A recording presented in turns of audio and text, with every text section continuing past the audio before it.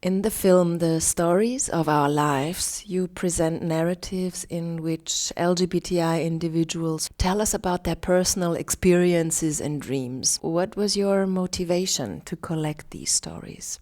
We were tired of one-sided narratives that would kind of place queer people in a box that other people had decided they were supposed to fit into, whether it was NGO medical narratives or church homophobe narratives or scandalous media kind of caricature narratives where people would act like it's a documentary of something extremely strange.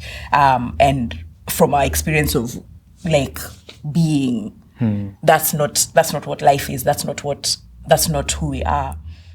And so we were very interested in bringing to the table something that would consistently and strongly and boldly counter the mainstream kind of othering and marginalization. So there was that, and then there was how do we express being queer in Kenya, and what does it mean from one place to another, and what does it mean from one person to another, and all the things that kind of form that spectrum. So not just being queer in Nairobi per se, but what it means to be queer in other towns, Nakuru, Naivasha, all the places that we went and collected stories from, Eldoret, Kisii, Kisumu, and even all the places we didn't get to. So the project was about just asking people like some leading questions and then letting them kind of weave their experience in and out. And so we got all sorts of interesting stories. We got tragic ones and hilarious ones and epic ones. And even, I guess, more than that, it was that this project is also about us learning because even us, we are similar recipients of all these like narratives about what being queer is and what otherness like is. Every time you read an article in the paper in Kenya about queers, it's always pathologized. It's always like Kenyan gays demand, like there's a way the language is very others and the tone. And so Kenyan gays asking for rights. So even us as recipients of this kind of narrative, we were very curious about what is it like to be queer in Kenya? And so when we go out and collect all these stories and people make us laugh and people make us cry, then even us, we got a broader sense of what it means. So it was also a learning experience for us. Definitely.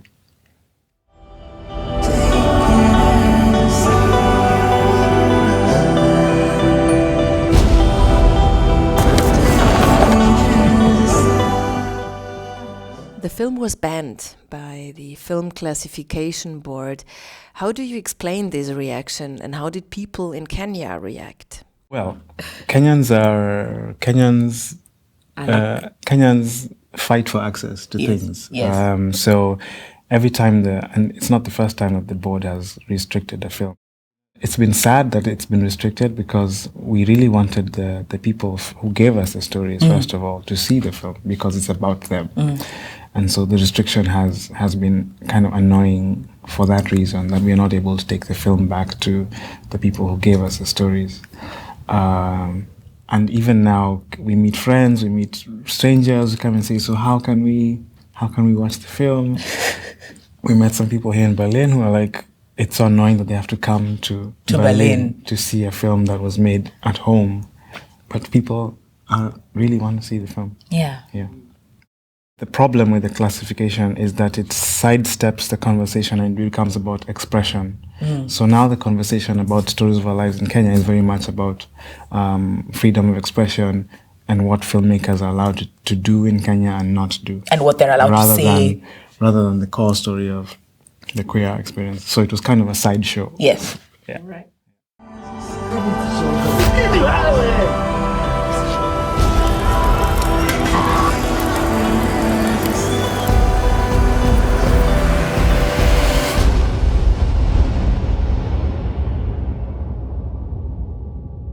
one of the central questions in the movie is, shall I fight or shall I run? How would you describe the situation in general of LGBTI individuals in Kenya? I know definitely the last story was written very much within that space of shall I fight or shall I run? And the last story was written around the time when there was a duplicate of the Ugandan bill that was brought to parliament in Kenya. And so the entire queer community in Kenya had to ask themselves these questions of what happens if this bill goes through and it becomes illegal to be myself? And what does it mean to be a citizen of a country that outlaws a part of you? Which is like a weird thing to have to think about, because like a state is not supposed to legislate you, like your existence, being. And I think a majority of human beings don't ever have to answer that question. We are alive. We are. And the stories we gathered from people are from people who are also alive. We have people who are negotiating being queer in a way that's very adult, and it's very, people are coming out to their families. They're having very hard conversations with their parents. Queer people can't get married, you can't adopt, you can't, and you can't really congregate in a way that's public, in the sense that you can't be on the streets having a pride parade and all those other like hallmarks of queer life. Yes, and also, but I mean even more fundamental things. You can't go and identify yourself as a queer person when you're seeking healthcare or insurance. Yes, or insurance. Or church. Job situation.